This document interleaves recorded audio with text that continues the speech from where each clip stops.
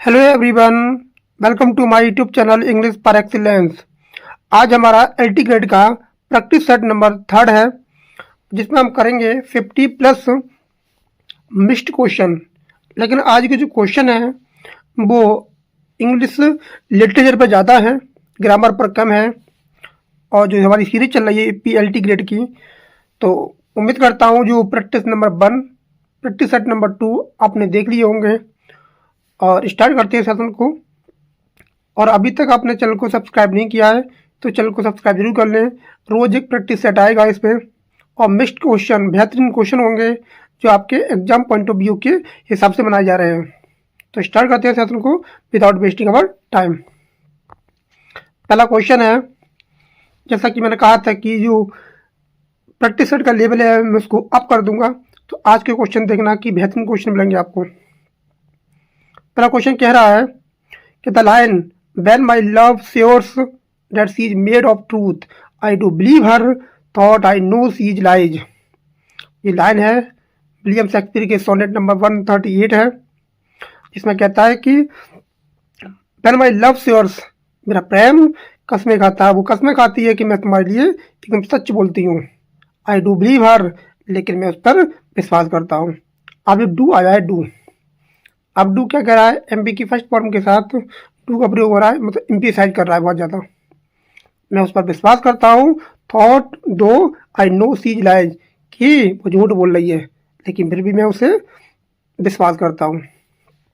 तो इसमें क्या है, इस लाइन में क्या देखने को मिलता है, तो ये सोनेट नंबर 138 है, ध्यान रखेंगे। तो इसमें आपको देखने को मिलेगा paradoxical acceptance of mutual deception is mature love. तो आंसर हो जाएगा आपका ए एकदम करेक्ट हो जाएगा, क्योंकि दोनों एक दूसरे से झूठ बोल रहे हैं, वो विरोधाभासी है, पैराडॉक्स है इसमें। नेक्स्ट क्वेश्चन है the transform into direct speech. The captain said, captain कहता है hurrah we have won the match. अब किसी वाक्य में हुर्रा आता है डायरेक्ट स्पीच में, तो क्या करते हैं, हुर्रा के स्थान पर हुर्रा को हटा देते हैं और सेड या सेड टू के स्थान पर एक्सक्लेम्ड विद जॉय कर देते हैं और हुर्रा समाप्त हो जाता है। बहुत इंपॉर्टेंट सेंटेंस है, अक्सर पेपर में पूछे जाते हैं नरेशन से। तो क्या हो जाएगा इसका आंसर, इसका आंसर ऑप्शन डी नहीं होगा, हुर्रा आ रहा है। बी सी नहीं होगा, क्योंकि इसमें टेंस कौन सा, प्रेजेंट परफेक्ट है, कहा जाएगा पास्ट परफेक्ट में जाएगा। तो ऑप्शन नंबर क्या हो जाएगा, ए एकदम करेक्ट आंसर हो जाएगा। ऑप्शन ए एकदम करेक्ट आंसर है। कह रहा है the captain exclaimed with Joy that, अब बी का क्या हो जाएगा, दे हो जाएगा, they had von the match. तो ऑप्शन नंबर क्या है, ए एकदम करेक्ट आंसर है। नेक्स्ट क्वेश्चन है, इन मिल्टन ऑन हिज ब्लाइंडनेस, बहुत ही फेमस सोनेट है इनका, इसे सोनेट नंबर 19 भी कहा जाता है। सोनेट नंबर 19, ध्यान रखेंगे इसको। तो कह रहा है कि the line they also serve who only stand and wait reflect, इसमें क्या देखने को मिलता है, तो इसमें क्या देखने को मिलता है, इसमें देखने को मिलता है patience and submission to divine will. तो क्या हो जाएगा, ऑप्शन नंबर ए हो जाएगा। इसे सोनेट नंबर 19 भी कहा जाता है, इस बात को ध्यान रखेंगे।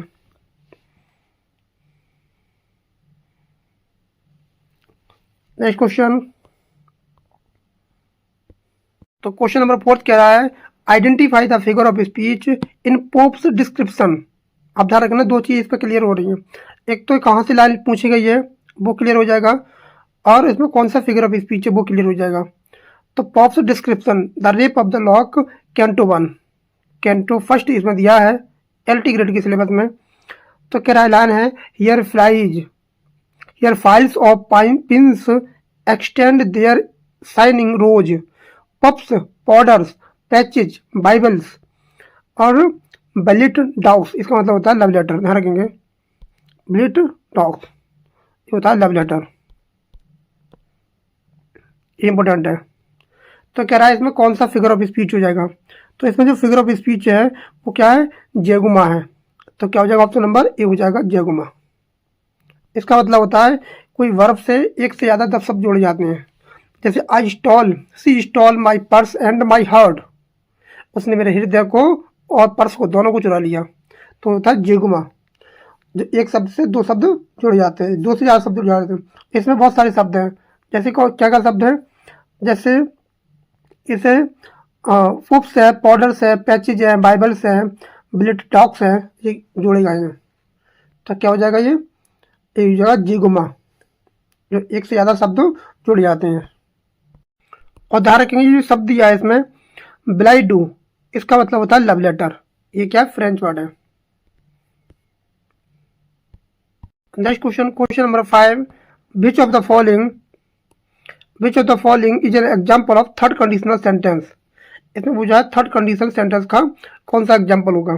तो जो पहला वाला दिया है वो तो हो जाएगा आपका फर्स्ट कंडीशन है ये वाला, दूसरा वाला जो दिया है वो सेकंड कंडीशन है, और जो चौथा वाला दिया है वो आपका जीरो कंडीशनल सेंटेंस है, और जो थर्ड वाला है वो आपका कौन सा है, आपका आंसर हो जाएगा थर्ड कंडीशनल सेंटेंस है। इसकी पहचान क्या होती है, इसकी पहचान होती है थर्ड कंडीशन की कि जो इफ क्लाउज होती है, जब जिसमें कंडीशन बताई जाती है उसमें आता है तुम्हारा पास्ट परफेक्ट टेंस, और जो हमारी मेन क्लाउज होती है जिसे प्रिंसिपल क्लाउज बोला जाता है उसमें क्या होता है would plus have plus M B की थर्ड फॉर्म, इसे बोला जाता है पास्ट पार्टिसिपल। तो ध्यान रखेंगे इफ क्लाउज में आएगी पास्ट परफेक्ट टेंस, और जो प्रिंसिपल क्लाउज होती है उसमें क्या आता है, उसमें जो रिजल्ट निकलता है इसे बोला जाता है would plus have plus M B की थर्ड फॉर्म, ध्यान रखेंगे। और पहला वाला कौन सा है, पहला वाला फर्स्ट कंडीशन है, उसकी पहचान होती है दोनों टेंस फ्यूचर में होते हैं, लेकिन इफ वाली क्लाउज में प्रेजेंट इंडेफिनिट, और प्रिंसिपल क्लाउज में क्या आता है आपका फ्यूचर इंडेफिनिट आता है। और सेकंड कंडीशन क्या होती है, इफ क्लाउज में पास्ट इंडेफिनिट टेंस आता है, और सेकंड जो रिजल्ट निकलता है इसे प्रिंसिपल क्लाउज बोला जाता है, उसमें तुम्हारा क्या आता है वुड प्लस एम बी की बेस फॉर्म आता है। और जीरो कंडीशन में क्या आता है, दोनों ही टेंस के आते हैं, एम बी की प्रेजेंट इंडेफिनिट टेंस आते हैं। तो ध्यान रखें चारों के चारों एकदम एग्जाम्पल बहुत इंपॉर्टेंट है। ये वाला जीरो कंडीशन है, ये थर्ड कंडीशन है, ये कौन सा है सेकंड कंडीशन है, और ये फर्स्ट कंडीशन है, चारों कंडीशन दिए। और कंडीशन की हमने एक सेपरेट वीडियो डाली है अपने चैनल पर, आप जाके देख सकते हैं, ग्रामर वाले सेक्शन में बहुत ही बेहतरीन कंडीशन है उसमें बताई गई हैं, आप उसको देख सकते हैं एक बार। नेक्स्ट क्वेश्चन है, in Wordsworth the world is too much with us, बहुत ही फेमस सोनेट है इनका, और पेट्राकल सोनेट है, ध्यान रखेंगे। The world is too much with us, the line we have given our hearts away a sordid boon. इसमें जो फिगर ऑफ स्पीच में कौन सा हो जाएगा, ऑक्सीमोरॉन। तो इसमें कौन सा फिगर ऑफ स्पीच है, इसमें ध्यान रखेंगे ये आपका हो जाएगा सोर्डेड बून का मतलब होता है सोर्डेड और बून, तो ये ऑक्सीमोरॉन हो जाता है। तो पूछ रहा है इस लाइन में किसको क्रिटिसाइज किया है विलियम वर्ड्सवर्थ ने, तो ये ध्यान रखेंगे सोनेट है। इसमें materialism and alienation from nature, जो व्यक्ति भौतिकवाद में चले गए हैं और प्रकृति से एकदम दूर चले गए हैं उनके बारे में वो क्रिटिसाइज कर रहे हैं कि प्रकृति से क्या आउट ऑफ ट्यून हो चुके हैं। तो ऑप्शन नंबर ए एकदम करेक्ट आंसर हो जाएगा। बहुत ही बेहतरीन सोनेट है इनका विलियम वर्ड्सवर्थ का, the word is too much with अस, और यहाँ से एक ना एक लाइन पूछी जाती है पेपर में, ध्यान रखेंगे। नेक्स्ट क्वेश्चन है,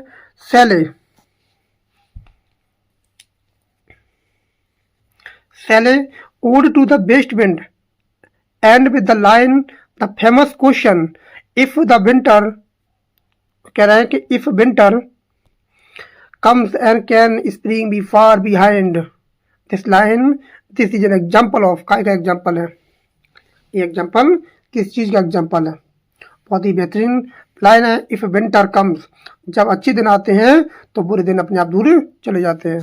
तो क्या है, रिटोरिकल क्वेश्चन है। एक्सप्रेसिंग रेवोल्यूशनरी ऑप्टिमिज्म, ये ऑप्टिमिज्म को क्या कर रहे हैं, सपोर्ट कर रहे हैं, एक उम्मीद है एक। तो क्या हो जाएगा, ऑप्शन नंबर ए एकदम करेक्ट आंसर हो जाएगा। नेक्स्ट है, इन ब्राउनिंग्स, रॉबर्ट ब्राउनिंग की My Last Duchess the Duke's line I gave commands, बहुत ही फेमस लाइन है ये, माई लास्ट डचेज की I gave commands then all smiles stop together. ये जो है क्या है, ड्रामेटिक मोनोलॉग है। तो कह रहा है कि मैंने उसको आदेश दे दिया और जो मुस्कुराती थी उसको मैंने मरवा दिया। कि जो ड्यूक होता है वो अपनी पत्नी जो डचेस होती है उसे ईर्ष्या करता है, क्योंकि वो सेम स्माइल सभी को देती है, उसमें किसी को वो भेदभाव नहीं करती है। तो क्या कर देता है, उसको मरवा देता है। तो वही कह रहा है I give commands then all smiles stop together. और फेमस लाइन है माई लास्ट डचेस की, जो क्या है ड्रामेटिक मोनोलॉग है। तो इसमें कहा आंसर हो जाएगा, इसका जो आंसर हो जाएगा वो हो जाएगा option number A, his indirect responsibility for Dutch's death। Answer हो जाएगा ए। द करेक्ट कॉनकॉर्ड एरर, तो आपको सब्जेक्ट वर्ब एग्रीमेंट का ये क्वेश्चन ध्यान रखेंगे। सब्जेक्ट वर्ब एग्रीमेंट, कॉनकॉर्ड का मतलब होता है subject verb agreement. Each of the boys in the class have submitted there assignment. तो ध्यान रखेंगे जब ईच ऑफ आता है, ईच ऑफ वन ऑफ आता है या आइदर ऑफ नीदर ऑफ आता है, तो उसके बाद आने वाला जो नाउन होता है या प्रोनाउन होता है वो बहुवचन होता है। लेकिन वर्ब कैसी होती है, वर्ब सिंगुलर होती है। और ध्यान रखेंगे इसके बाद जो देयर नहीं आता है, क्या आता है, हिज आएगा। क्या आएगा, हिज। तो हमारा आंसर हो जाएगा इसमें ऑप्शन नंबर ए। क्या हो जाएगा, ऑप्शन नंबर ए हो जाएगा। बहुत ही बेहतरीन क्वेश्चन है ये वाला।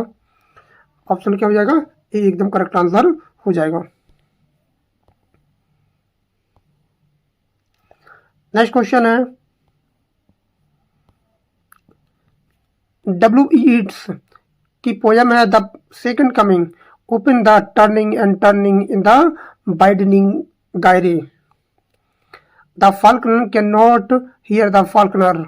द इमेज सिम्बलाइज करती है, बहुत ही फेमस ये इनका वो पोयम है। The word the second coming, turning and turning in the widening gyre, the falcon can not hear the falconer. तो ये क्या दिखाती है, ये दिखाती है break down of order and impending anarchy. कि जो उसका जो फाल्कनर है, जो अपना फाल्कनर है उसकी आवाज़ को नहीं सुन रहा है, वो घूमता जा रहा है, चक्कर लगाते जा रहा है, उसको वो आउट ऑफ ट्यून हो चुका है, उसकी पहुंच से बाहर बहुत दूर चला गया है। अब दुनिया में क्या है, कुछ बुरा होने वाला है, कुछ बुरा, ऐसा सपना देखा है डब्ल्यू बी ईट्स ने। तो नेक्स्ट क्वेश्चन, नेक्स्ट है question number 11।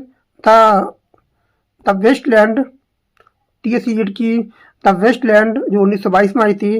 The line April is the cruellest month, बहुत ही फेमस लाइन है ये वाली। April is the cruellest month inverted traditional association to highlight. तो किसको हाईलाइट करती है ये वाली, तो किसको हाईलाइट करती है, ये करती है मॉडर्न स्पिरिचुअल स्टेबिलिटी को।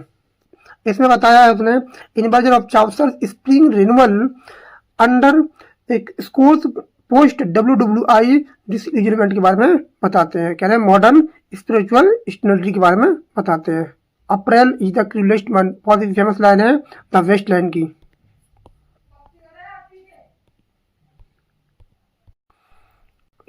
नेक्स्ट कह रहा है पंक्चुएट करेक्टली। इस सेंटेंस को पंक्चुएशन भी करना है और आपको डायरेक्ट स्पीच भी चेंज करना है, दो काम करने हैं। इसका जब आप डायरेक्ट स्पीच ले जाओगे तो ऑटोमेटिकली क्या हो जाएगा, ये पंक्चुएट हो जाएगा। He said alas my friend is dead. तो ये कह रहा है he said alas my friend is dead, तो इसको करना पंक्चुएशन। तो अलास जो आता है, अलास जो अलास आता है,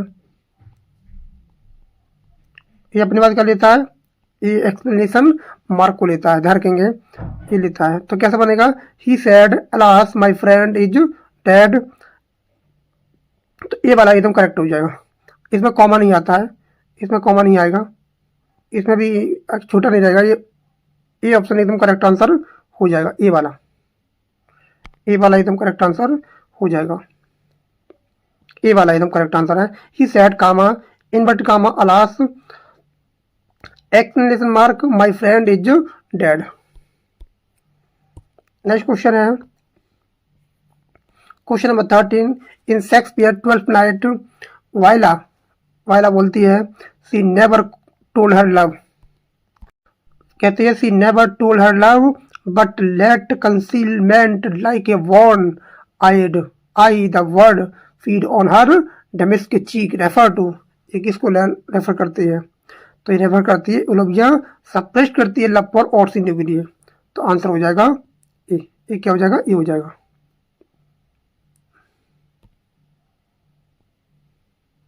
ये एकदम करेक्ट आंसर हो जाएगा। ओलिविया सप्रेस करती है लव फॉर ओर्सिनो। अब इसमें लव ट्रायंगल का प्रयोग किया गया है इस वाले में, क्योंकि जो ओलिविया होती है वो प्रेम करती है, लव करती है ओर्सिनो को। ओर्सिनो जो है वो प्रेम करता है, ओलिविया प्रेम कर वो सॉरी उसने प्रेम करता है ओलिविया को। ओलिविया प्रेम करती है जो वायला, जो फिर बदल कर रहती है, जो सिजेरियो बनकर रहता है, तो उससे प्रेम करने लगती है। और सिजेरियो जो होता है वो किससे प्रेम करता है? वो करता है तुम्हारा ओर्सिनो से। तो इसमें लव ट्रायंगल का प्रयोग किया गया है। तरकेंगे ये 12th नाइट की फेमस लाइन है और इसमें लव ट्रायंगल का प्रयोग किया गया है। नेक्स्ट क्वेश्चन है जो है John Dryden all for love other to स्टिकली, तो किसको दिखाता है ऑल फॉर लव? ये लिए कहाँ से गया है? विलियम शेक्सपियर का जो एंटोनी क्लेयोपाट्रा है वहाँ से ड्राइव किया है। इसमें और उसमें अंतर है, वो केवल किसका अंतर है? वो है new classical unity time place and action का, उन्होंने इसका प्रयोग किया है। तो क्या हो जाएगा? आंसर नंबर ए हो जाएगा। नेक्स्ट क्वेश्चन नंबर 15 कह रहा है कि इन सौ का arms and the man the Bluntschli, बहुत ही इंपॉर्टेंट करेक्टर है इसका।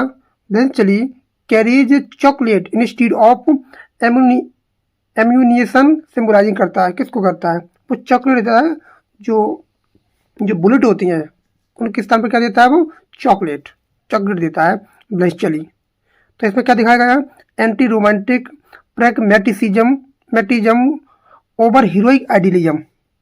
तो ये क्या हो जाएगा? ऑप्शन नंबर ए हो जाएगा। मतलब जिसका जैसा करेक्टर होना चाहिए वैसा ना होकर उसका अपोजिट होता है, एंटी होता है।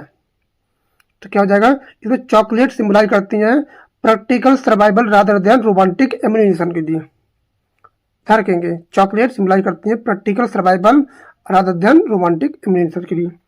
जैसा उसका कैरेक्टर है उसको ना दिखाकर उसका उल्टा दिखाया गया है। Which phrasal verb the fireman dash the fire after hours of effort, तो कौन सी फ्रेजल वर्ब आएगी? तो यहाँ पर पुट अप विद का मतलब होता है, तो पुट अप विद का मतलब होता है बर्दाश्त करना। पुट अवे का मतलब होता है बचाना या पीना, खाना होता है। और पुट आउट का मतलब होता है आगे को बुझाना। और पुट अप का मतलब होता है मतलब स्थगित करना, पोस्टपोन करना। तो ध्यान रखेंगे, पुट अप का मतलब होता है स्थगित करना, पोस्टपोन करना। लेकिन हमारा आंसर हो जाएगा option number B, put out, बुझाना होता है इसका मतलब। नेक्स्ट क्वेश्चन है क्वेश्चन नंबर 17 कह रहा है इन बेकन्स ऑफ ट्रूथ तो पायलट का जो क्वेश्चन होता है वो कहता है व्हाट इज ट्रूथ, सच्चाई क्या है? क्या डिस्क्राइब करती है ऑफ ट्रूथ में जो है बेकन का बहुत ही फेमस ऐसे है, तो दिखाता है जस्टिंग। तो क्या हो जाएगा आंसर? ऑप्शन नंबर क्या हो जाएगा? ए हो जाएगा। Jesting reluctantly because truth is hard to attain हो जाएगा इसमें। बेकन कहते हैं कि would not stay for answer, कोई व्यक्ति अपने आंसर पर ठहरता ही नहीं है, अपने सच्चाई पर रहते नहीं है, कि हमेशा क्या लोग झूठ बोलते हैं। तो आंसर हो जाएगा ए। क्या हो जाएगा? ए हो जाएगा। नेक्स्ट है लैम्प्स ड्रीम चिल्ड्रन ए रेवरी का मतलब होता है डे ड्रीम, दिन में सुपन देखना। तो ड्रीम चिल्ड्रन में क्या दिखाते हैं? वो reveals at the end the children, जब बच्चे गायब हो जाते हैं तो क्या दिखाते हैं? तो दिखाते हैं बर imaginary products of the narrated longing. तो आंसर हो जाएगा ए। क्या हो जाएगा? ए इसका आंसर हो जाएगा। ए एकदम करेक्ट आंसर हो जाएगा।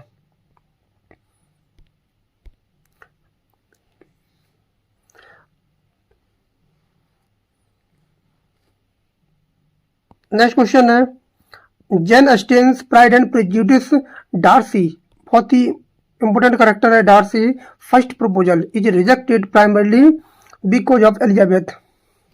तो एलिजाबेथ जो होती है उसको प्रपोज करती है तो उसको रिजेक्ट कर देता है, मना कर देता है, और उसके बाद वो उसके प्रेजुडिस हो जाती है। उसको पहले कहती है प्राइड, प्राइड कौन रखता है? डार्सी, और प्रेजुडिस कौन होती है?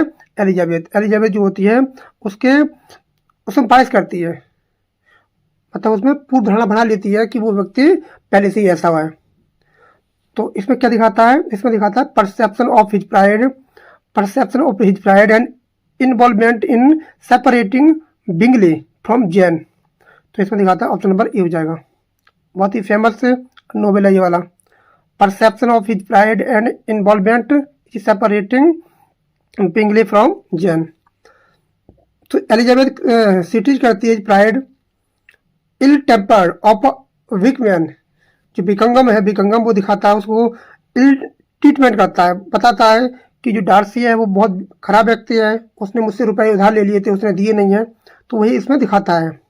तो किसी की बातों में बहुत जल्दी आ जाती है कौन? एलिजाबेथ। बाद में वो शादी कर लेती है डार्सी से, जो एलिजाबेथ है उसकी शादी होती है डार्सी से, और जन की शादी होती है बिंगली से। इस बात को भी ध्यान रखना है।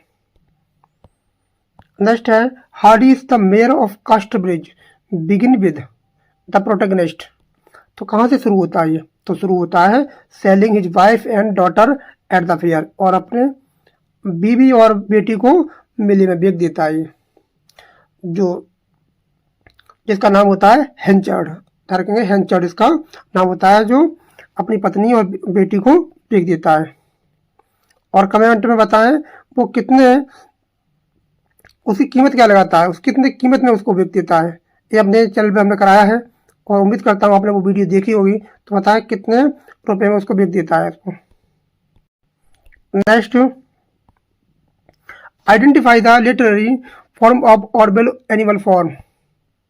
तो इसकी फॉर्म क्या है? तो इसकी फॉर्म क्या हो जाएगा? आंसर इसकी फॉर्म है पॉलिटिकल एलिगरी है एंड बीस्ट फेबल है।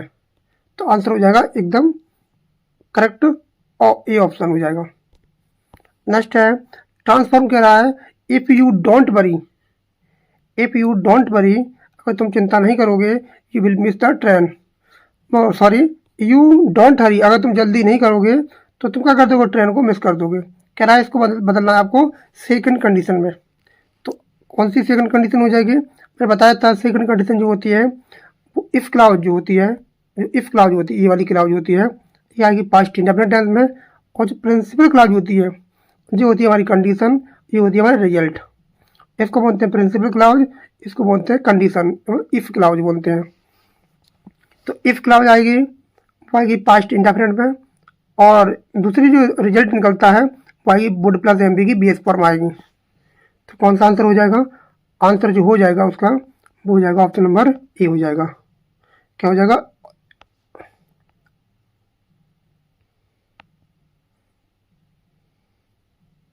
तो क्या हो जाएगा आंसर नंबर?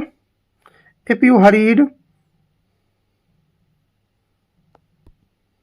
तो आंसर हो जाएगा if you hurried you would not miss the train, अगर तुम जल्दी करोगे तो ट्रेन को मिस नहीं करोगे। ये हो जाएगा ट्रांसफॉर्म सेकंड कंडीशन में। नेक्स्ट क्वेश्चन है इन टैगोर गीतांजलि, गीतांजलि की जो टैगोर की जो गीतांजलि है, पोजम नंबर जो सोनेट वो सॉन्ग नंबर 11 है, leave the chanting the speaker अर्ज द वर्सिपर, वर्सिपर से जो स्पीकर हो क्या अर्ज करता है, क्या कहने को कहता है? तो कहता है वो, तो इसका आंसर हो जाएगा seek God among the poor and down trodden. Answer हो जाएगा ऑप्शन नंबर ए हो जाएगा, एकदम करेक्ट आंसर हो जाएगा। टैगोर रिजेक्ट करते हैं ritualistic worship in favour of service to suffering. तो क्या हो जाएगा? आंसर नंबर ए हो जाएगा। नेक्स्ट क्वेश्चन है Nissim Ezekiel night of the scorpion end with the mother's line. तो कौन सी लाइन से वो खत्म होता है? तो खत्म होता है वो अपने बच्चे भगवान को धन्यवाद देती हैं, कहती हैं thank God the scorpion picked me, अच्छा हुआ तूने मुझे काटा। इसमें माँ की प्रेम को दिखाया गया है अपने बच्चों के प्रति। And speed my children, speed my children, तुमने मेरे बच्चे को नहीं काटा। अगर मेरे बच्चे को काटा होता तो उसका सहन कैसे कर पाती वो। तो माँ का इसमें प्रेम दिखाया गया है। और वो अपने इसमें क्या है, द मदर्स सेल्फलेस लव है कंट्रास्ट विद द पीजेंट्स अपने बच्चों की प्रीति। नेक्स्ट क्वेश्चन है, in Kamala Das an introduction the line I am Indian, बहुत ही फेमस पोयम है इनकी। The line I am Indian very brown born in Malabar, I speak 3 languages, write in 2, मैं बोलती 3 भाषा हूँ, लिखती 2 भाषा में, लेकिन सपना देखती हूँ 1 भाषा में। तो ये क्या करता है, क्या दिखाता है, ये दिखाता है linguistic and cultural identity in post colonial context को दिखाता है। तो क्या हो जाएगा, ऑप्शन नंबर ए हो जाएगा। ये बहुत फेमस लाइन है इनकी। द करेक्ट नरेशन दिया है मैकबेथ सेड, जो नरेशन भी लिए हैं वो आपके ड्रामा वाले पार्ट से उठाया हमने इस लाइन को भी। कहता है कि Macbeth said is this a dagger which I see before me. तो इसका क्या हो जाएगा करेक्ट आंसर, तो इसका आंसर जो हो जाएगा वो क्या हो जाएगा, अब ये वाला तो होगा नहीं, ये क्या क्वेश्चन मार्क दिया है इसमें, ये इंट्रोगेटिव वाक्य है, तो डी वाला तो होगा नहीं, ये डी वाला तो होगा नहीं, ये तो गलत दिया है, ये तो होगा नहीं। मैकबेथ एक्सक्लेम्ड, ये वाला भी नहीं होगा, ये वाला भी नहीं होगा, ये भी गलत दिया है। Macbeth asked whether it was a dagger, it was dagger that he saw before him. तो इसमें ये वाला भी होगा नहीं, बी वाला भी गलत हो जाएगा, इसमें ए वाला भी नहीं होगा। इसमें जो करेक्ट आंसर होगा वो होगा मैकबेथ वंडर्ड इफ डेट, जो देश का क्या हो जाएगा, डेट हो जाएगा, जो देश है उसका क्या हो जाएगा, डेट हो जाएगा। बाज डैगर विच और आई बदला जाएगा सब्जेक्ट के अनुसार, तो हो जाएगा ही, और प्रेजेंट इंडेफिनिट बदला जाएगा पास्ट इंडेफिनिट में, सा बिफोर हिम, मी का हो जाएगा हिम। तो आंसर हो जाएगा तुम्हारा ए, आंसर हो जाएगा, क्या हो जाएगा, आंसर हो जाएगा आपका ए, एकदम करेक्ट आंसर है। Next question, Johnson Dan Johnson, every man in his humor character are dominated by their particular humor, reflecting करते हैं, तो क्या दिखाते हैं वो, तो वो क्या दिखाने की कोशिश करते हैं, वो दिखाते हैं रेनेसा, पेपर में रेनेसा किस पे पूछता है, RENAISSANC, Renaissance comic theory derived from classical and medieval sources को दिखाते हैं वो।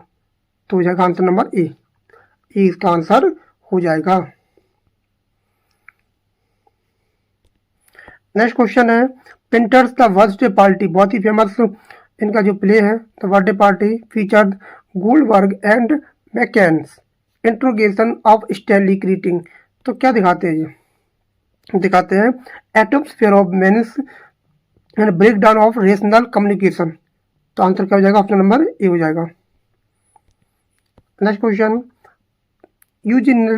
Eugene O'Neill the hairy ape the portrays Yank, ये करेक्टर है, ध्यान रखना, ये प्रोटेगनिस्ट है इसका।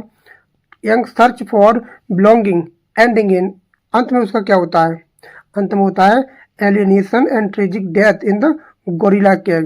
गोरिल्ला केग में गोरिल्ला उसको पकड़ लेता है और जब तक नहीं छोड़ता जब तक वो मर नहीं जाता है। नेक्स्ट है, in Miller's all my sons, Chris की जो लाइन है, क्रिस की जो लाइन है, once and for all you can know there is a universe of people outside and you are responsible to it। ये क्या दिखाता है, आर्टिकुलेट क्या करता है, ये तो दिखाता है modern social responsibility over narrow family loyalty. तो क्या हो जाएगा, आंसर नंबर ए हो जाएगा, बहुत ही फेमस प्ले है ये। Which is the correct synthesis, using करेंगे टू और to. He is very tired, he can not walk. तो इसको क्या करना है, एक सेंटेंस बनाना है, सिंपल सेंटेंस बनाना है, किसका यूज करना है, टू और टू का। तो कौन सा हो जाएगा, तो डी वाला तो होगा नहीं, डी वाला नहीं होगा, बी वाला सी वाला भी नहीं होगा। तो इसमें जो आंसर हो जाएगा ही इज टू, सो नहीं होगा, इसमें आंसर हो जाएगा ए, क्या हो जाएगा, हो जाएगा he is too tired to walk. वो इतना थका हुआ है कि वो चल नहीं सकता। भाई इतना थका हुआ है कि चल नहीं सकता। मैं कहूँ इसका रिमूव टू करूँ, मैं कहूँ आपसे कि रिमूव टू करो, तो कैसे करेंगे? तो कैसे करेंगे? तो ऐसे हो जाएगा, he is so tired, so tired that he can not, he can not, he can not walk, he can not walk हो जाएगा। तो कैसे हो जाएगा इसका remove too? He is so tired that he can not walk. ध्यान रखेंगे, ये वाला जो टू होता है, ये वाला टू होता है, इस वाली क्लास को निगेटिव बना देता है, इसको भी ध्यान रखना पड़ेगा। ये वाला टू होता है वो इस वाली क्लास को निगेटिव बना देता है। In Nehru the discovery of India, discovery of India the author views Indian history as, तो क्या दिखाते हैं वो? तो क्या दिखाते हैं वो? अपनी डिस्कवरी ऑफ इंडिया में एक continuous civilization shaped by synthesis and unity in diversity, बहुत ही फेमस लाइन है ये, वो दिखाते हैं डाइवर्सिटी। नेक्स्ट क्वेश्चन है, Katherine Mansfield the fly uses the Bosch treatment of the insect as a symbol of, वो मक्खी होती है, मक्खी को बार बार इंक डालता रहता है उसमें, तो वो क्या सिम्बलाइज करती है? वो सिम्बलाइज करती है his attempt to assert power over grief and morality को शो करती है। तो आंसर हो जाएगा, आंसर नंबर ए हो जाएगा। बहुत ही बढ़िया ये फ्रैक्शन का पार्ट है फ्लाई। आर के Narayan the bachelor of arts, the bachelor of arts centre on Chandran, एक करेक्टर है चंद्रन, वो क्या दिखाता है? वो दिखाता है रोमांटिक डिसइल्यूजनमेंट एंड ब्रीफ संदेश दिखाता है। तो क्या हो जाएगा? आंसर नंबर ए हो जाएगा इसका। नेक्स्ट क्वेश्चन है, चिनुआ अचीवेज things fall apart illustrates the tragic consequences of, तो चिनुआ अचीवे का जो है थिंग्स फॉल अपार्ट वो क्या दिखाता है? वो दिखाता है colonial disruptions of Igbo culture and Okonkwo rigid masculinity, ये दिखाता है। बहुत ही ज़्यादा फेमस इनका वर्क है ये चिनुआ अचीवे का। नेक्स्ट क्वेश्चन है, identify the stanza form Gray's elegy written country churchyard, तो आपको पहचाना है इसका स्टेंजा क्या है। तो ये कैसे लिखेंगे? हीरो क्वार्टरन आइम्बिक पेंटामीटर, इसकी रामिंग स्कीम है ई बी ध्यान रखेंगे ए बी है। तो आंसर हो जाएगा ऑप्शन नंबर ए हो जाएगा। तो क्या हो जाएगा? आंसर नंबर ए हो जाएगा।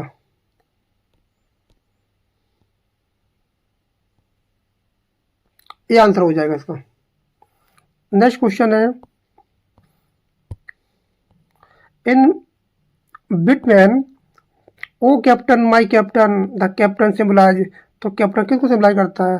तो ये सिंबलाइज करता है अब्राहम लिंकन आफ्टर असैसिनेशन, उनकी हत्या की जाती है, उनकी हत्या की जाती है। असैसिनेशन की पेपर में स्पेलिंग पूछ लेता है, इसमें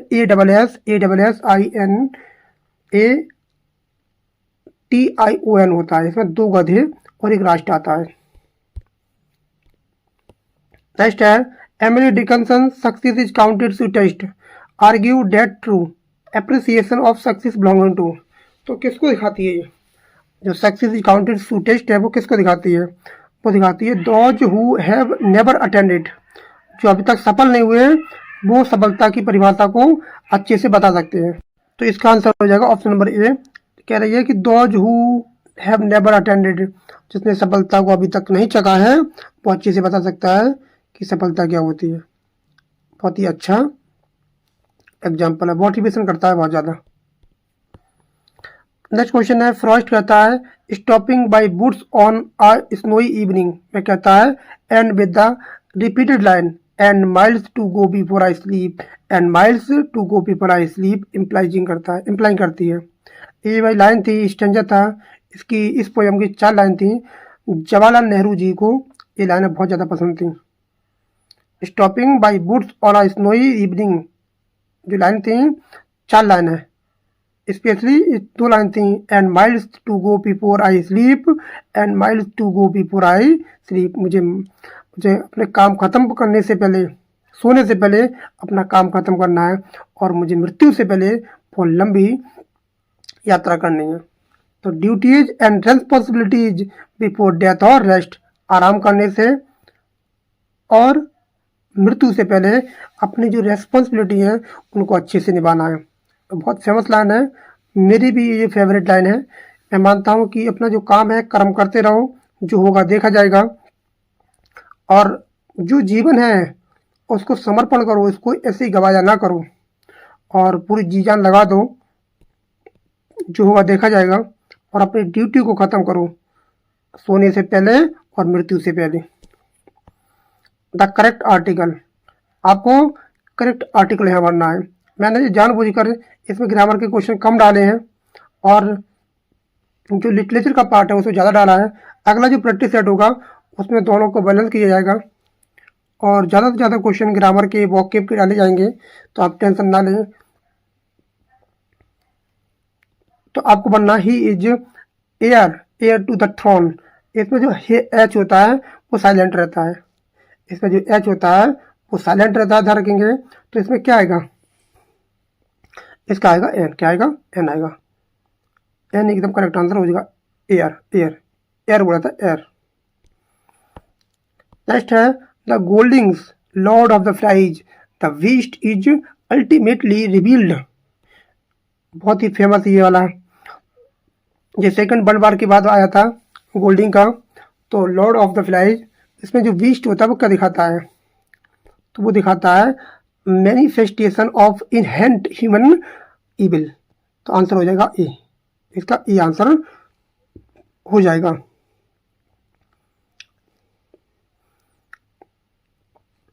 और ये जो दिखाता है बीस्ट बनता है, वो कौन बनता है, वो बनता है Simon. Simon release the beast only us. Virginia Woolf mister डेलोवे, Mrs डेलोवे imply क्या करती हैं, वो दिखाती हैं stream of consciousness and single day structure को दिखाती हैं। Mister डेलोवे, Mrs डेलोवे। नेक्स्ट क्वेश्चन है फील्डिंग, फील्डिंग का जोसेफ एंड्रयूज है डिस्क्राइब करता है, वो क्या दिखाता है, वो दिखाता है एक comic epic in prose parodying Richardson Pamela के। ये क्या है, पैरोडी है, किसके ऊपर है, रिचर्डसन के पेम्बला के ऊपर है। नेक्स्ट क्वेश्चन है transform the indirect speech, direct speech, the teacher advise the student not to copy in the examination. तो आपको करना है इसको डायरेक्ट स्पीच में इसको चेंज करना है। तो ये इंपरेटिव वाक्य ध्यान रखेंगे, ये इंपरेटिव वाक्य है, तो कौन सा हो जाएगा, the teacher said to the students, the teacher said, तो स्टूडेंट भी आना चाहिए, स्टूडेंट भी आना चाहिए। तो स्टूडेंट यहाँ खा नहीं है, यहाँ भी स्टूडेंट नहीं है, अब यहाँ भी स्टूडेंट नहीं, दो तो गलत हो गए। ध्यान रखेंगे इंपरेटिव वाक्य, इंपरेटिव जो वाक्य होते हैं वो दो तरीके से निगेटिव बन सकते हैं, या तो डू नॉट लगा के, डोंट या डू नॉट लगा के, या नेवर लगा के, या तो नेवर लगा के, या बनाएंगे डू नॉट या डोंट, दोनों एक ही है। ध्यान रखेंगे इस बात को, डू नॉट या डोंट लगा के या फिर नेवर लगा के इंपरेटिव वाक्य निगेटिव बनाए जाते हैं, और तीसरा कोई शब्द नहीं है जो इंपरेटिव वाक्य को नेगेटिव बना दे। तो कौन सा हो जाएगा आंसर, अल्टीमेटली क्या हो जाएगा, ऑप्शन नंबर क्या हो जाएगा, ए हो जाएगा, क्या हो जाएगा, ए हो जाएगा। The teacher said to the student don't copy in the examination, exam. In Karnad's Hayavadana the doll of goddess Kali comes alive and declare dead. तो क्या दिखाती हैं वो, हयाबदाना, वो क्या दिखाने की कोशिश करती हैं, वो दिखाती हैं the head of the supreme age represent intellect. इसमें दो करेक्टर हैं, एक का नाम होता है कपिला, एक का नाम होता है देवदत्त, और इनकी जो प्रेमिका होती है, देवदत्त की जो पत्नी होती है उसका नाम होता है पद्मिनी। पद्मिनी दोनों से प्रेम करती है, वो कपिला से प्रेम करती है इसलिए क्योंकि उसका जो बॉडी पार्ट है बहुत ज़्यादा स्ट्रांग है, वो शरीर से बहुत मजबूत है, लोहार का बेटा है। तो ध्यान रखेंगे, और जो है देवदत्त उसका दिमाग बहुत तेज है, दोनों को पसंद करती है, किसी को खोना नहीं चाहती। तो क्या हो जाएगा आंसर नंबर ए हो जाएगा। Next question, which movement is associated with Ted Hughes crow alight. तो इसमें कौन सा दिखाते हैं, कौन से मूवमेंट से था, तो किससे से जुड़ी हुई, इसका आंसर जो हो जाएगा वो आंसर हो जाएगा तुम्हारा, आंसर हो जाएगा ए, मिथिक और प्राइमल पोएट्री। तो आंसर हो जाएगा ऑप्शन नंबर ए। क्या हो जाएगा, आंसर नंबर ए हो जाएगा। नेक्स्ट क्वेश्चन है, Philip Larkin wants express desire for, तो कौन सी डिजायर इसको एक्सप्रेस करती है, तो डिजायर करती है escape from life through oblivion beyond words. तो क्या हो जाएगा, आंसर नंबर ए हो जाएगा, आंसर ए हो जाएगा। नेक्स्ट क्वेश्चन है, ए के नारायण रामानुजम ओबिचरी रिफ्लेक्ट करता है, बहुत ही इंपॉर्टेंट क्वेश्चन है ये वाला। ऑब्चरी वाला, ऑब्चरी का मतलब होता है जो शोक होता है वो कभी न्यूज़पेपर में छपना होता है। तो आयरनी है, इनएडिक्वेंसी एंड प्रैक्टिकल लेजेसी है। तो आंसर हो जाएगा ऑप्शन नंबर ए हो जाएगा इसका। नेक्स्ट क्वेश्चन है, Derek Walcott's a far cry from Africa grapples with, तो किसको दिखाती है, ये दिखाती है post colonial divided loyalties between American and European heritage. तो क्या है, post colonial divide loyalties between African and European heritage को दिखाती है। नेक्स्ट क्वेश्चन है, the essay from exemplified by Edison and Steele, Sir Roger at Home and the Spectator Club, ये किसको दिखाता है, ये दिखाता है parodic familiar and moralistic character sketch को दिखाता है। तो इसमें मोस्टली क्वेश्चन क्या थे हमारे सेट में, इसमें लिटरेचर के क्वेश्चन थे। तो कल वाला जो सेट होगा तो उसमें हम लेंगे ग्रामर के और पॉकेट बुक क्वेश्चन को ज़्यादा लेंगे, जिससे कि हमारा बराबर बैलेंस करना पड़ेगा कि ग्रामर भी उतनी आएगी और लिटरेचर भी उतनी आएगी। तो ध्यान रखेंगे, दोनों को बराबर करेंगे और वोकैब प्रेपोजिशन सबको साथ लेके चलेंगे। तो कमेंट में ज़रूर बताएं कि आपको ये सीरीज, प्रैक्टिस सीरीज कैसी लग रही है, और आप सपोर्ट करिए, चैनल को ज़्यादा से ज़्यादा सब्सक्राइब करिए और वीडियो को शेयर कर दिया करें। और अभी तक आपने चैनल को सब्सक्राइब नहीं किया है तो चैनल को सब्सक्राइब जरूर कर लें, बेल आइकन प्रेस कर लें, जिससे कि आने वाली वीडियो आप तक पहुंचे। तो मिलते हैं कल बेहतरीन प्रैक्टिस के साथ। Thanks a lot for watching this video. Thank you everyone, have a nice day. बस पढ़ते रहें, खुश रहें, ठंड से बचे रहें।